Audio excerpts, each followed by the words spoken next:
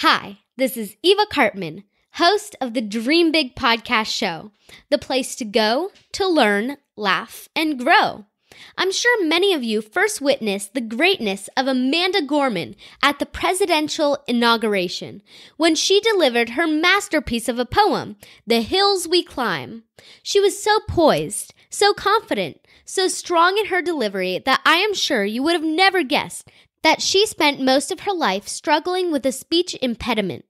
Let's find out how Amanda Gorman overcame this obstacle to deliver one of the most celebrated public speaking performances in recent history.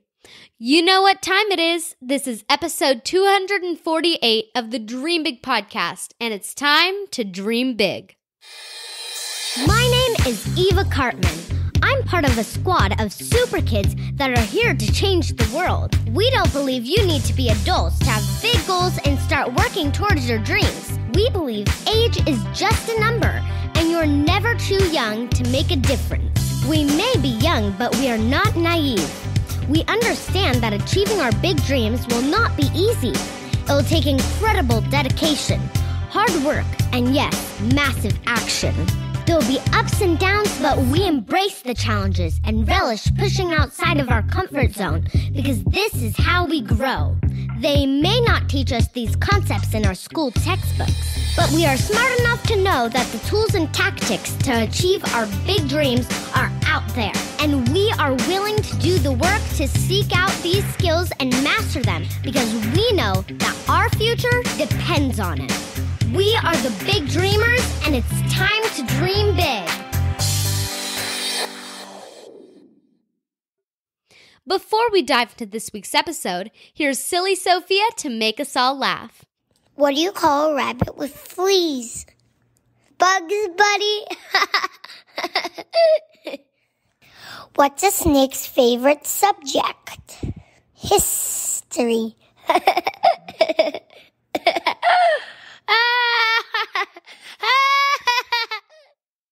Thank you, Sophia. Today, we have an episode of Mentor Magic, where I share lessons learned from a mentor that if we implement as young big dreamers, it can help us get to our big dreams so much faster. It's like magic.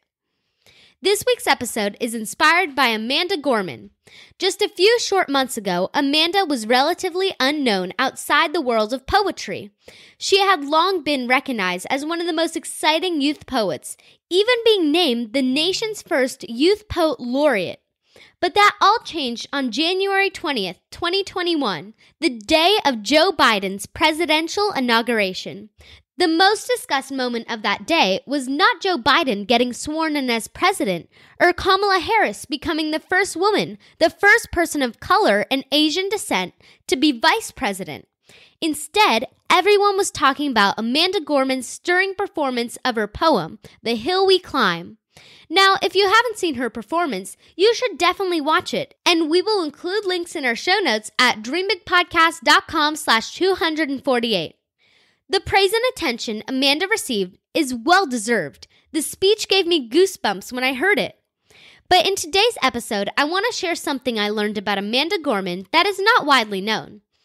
Amanda and her twin sister were born very premature, and she struggled with an auditory processing disorder and also a speech impediment. Specifically, Amanda had a lot of difficulty pronouncing the letter R well into her teens. So how did Amanda Gorman find the courage to walk up to the microphone in front of the president, vice president, past presidents, J-Lo, Lady Gaga, and all the other celebrities at the inauguration? Not to mention the tens of millions of people she knew were watching her from home. I'm sure many who struggle with speech impediments, and even any person, would be terrified at the thought of speaking in front of so many people. Fortunately, I don't have to make a guess here, because Amanda has not hidden the fact that the challenge of her speech impediment has been part of her journey. She has talked about it in many interviews, and in a recent interview on CBS This Morning, Amanda said, and I quote, "I don't consider having a speech impediment necessarily as a disability, but actually as a strength. It gave me my greatest superpower, which is my voice." Wow, what an incredible perspective to have. Amanda has shared that because she struggled with speaking early on, she became immersed in writing and in words. Over time and a lot of practice, she worked on her speech impediment. She would practice the song Aaron Burr from Hamilton. She delivered her poetry in front of small crowds initially, and ultimately she was able to overcome the speech impediment. And listening to her poem at the inauguration, you'd have no idea she even had a speech impediment. So what can we learn from Amanda Gorman? First, you can turn a so-called weakness into a strength, because Amanda was not comfortable speaking in public when she was younger. She worked on developing her written skills first. Second, be willing to push outside of your comfort zone.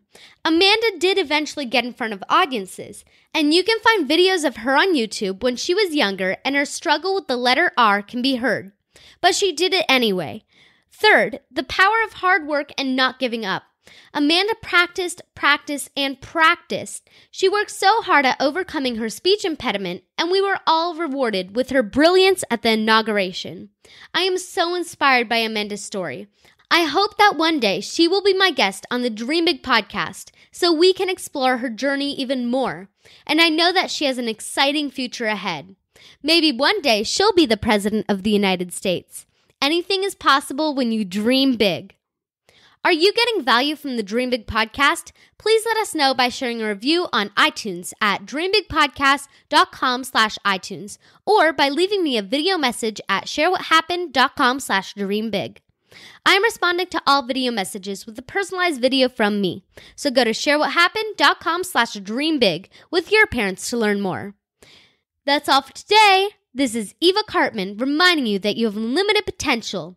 Your dreams are not optional, you need to make them essential. So take massive action to turn those big dreams into reality. Live with passion, the way life was meant to be. I'll see you in the next episode. Bye!